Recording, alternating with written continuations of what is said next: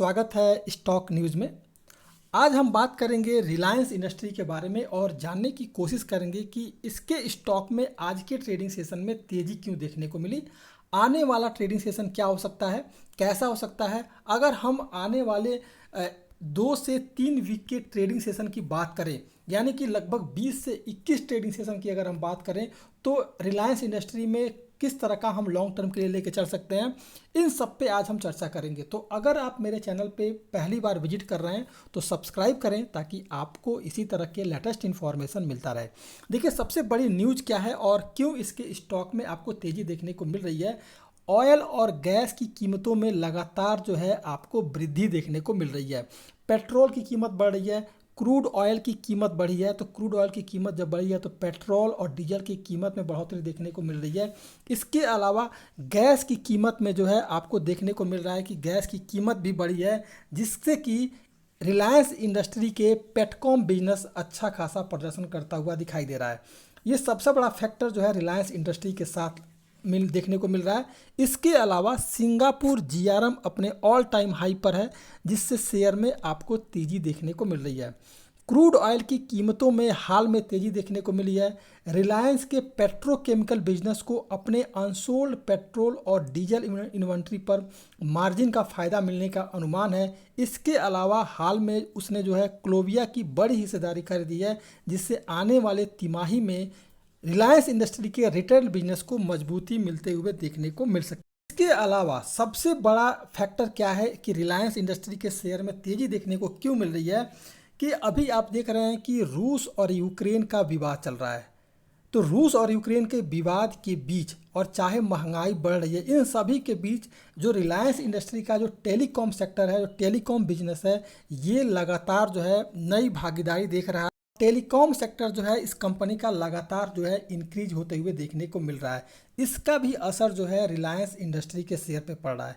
इसके अलावा जो है रिन्यूएबल एनर्जी बिजनेस में भी रिलायंस इंडस्ट्री की पैठ बढ़ रही है, और जिससे कि नए अवसर खुल रहे हैं। और ये भी एक जो है उम्मीद है कि रिलायंस इंडस्ट्री के शेयर को तेज़ी से अपसाइड ग्रेड बढ़ाता हुआ देखने को मिल रहा है। अगर आज के ट्रेडिंग सेशन की रिलायंस इंडस्ट्री में बात की जाए तो लगभग जो है 55 लाख क्वांटिटी ऑफ ट्रेडिंग है। और सबसे बड़ा फैक्टर जो सामने निकल के आया ये आ रहा है कि 60% तक इस स्टॉक में जो है डिलीवरी उठा ली गई है, यानी अच्छी खासी इस स्टॉक में डिलीवरी उठाई गई है।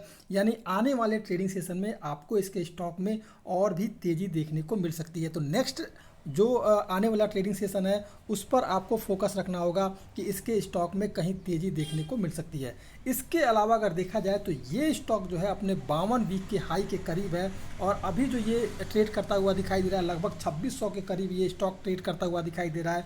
इसका 52 वीक का जो हाई है वो है 2751 रुपये। यानी कि जैसे ही ये स्टॉक 2751 रुपये को ब्रेक करेगा, फिर आपको इसके स्टॉक में टारगेट जो है बड़ा टारगेट देखने को मिल सकता है। अब रिलायंस इंडस्ट्री के इस समय हम चार्ट पर हैं और जानने की कोशिश कर रहे हैं कि आने वाला जो ट्रेडिंग सेशन है वो कैसा रह सकता है। तो सबसे पहले देखा जाए कि ये स्टॉक अपने सभी मूविंग एवरेज के ऊपर इस समय ट्रेड करता हुआ दिखाई दे रहा है।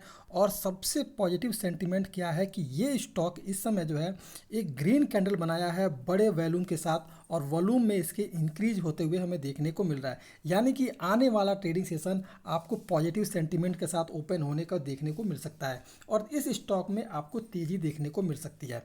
अब बात कर लेते हैं कि अगर इसके स्टॉक में गिरावट आई, कि कहीं अगर किसी तरह का ग्लोबल मार्केट में निगेटिव सेंटीमेंट आ गया और मार्केट में अगर गिरावट आती है, तो जो नीचे का लेवल मिलेगा, अगर अगर गिरावट आई तो जो पहला सपोर्ट आपको नीचे की तरफ का मिलेगा वो है लगभग 2589 रुपये के करीब।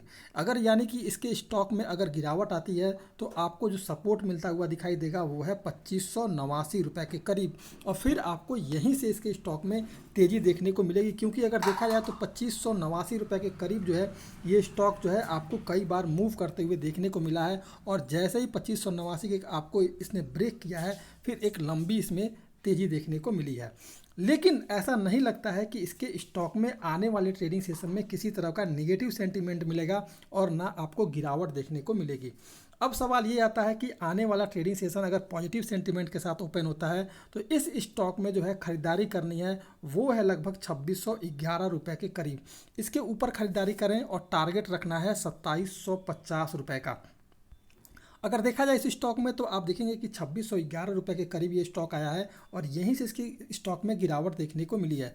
अभी भी ये स्टॉक जो है लगभग 2600 के करीब ट्रेड करता हुआ दिखाई दे रहा है। तो ये जैसे ही 2612-13 के करीब मिले इस स्टॉक में ख़रीदारी करें।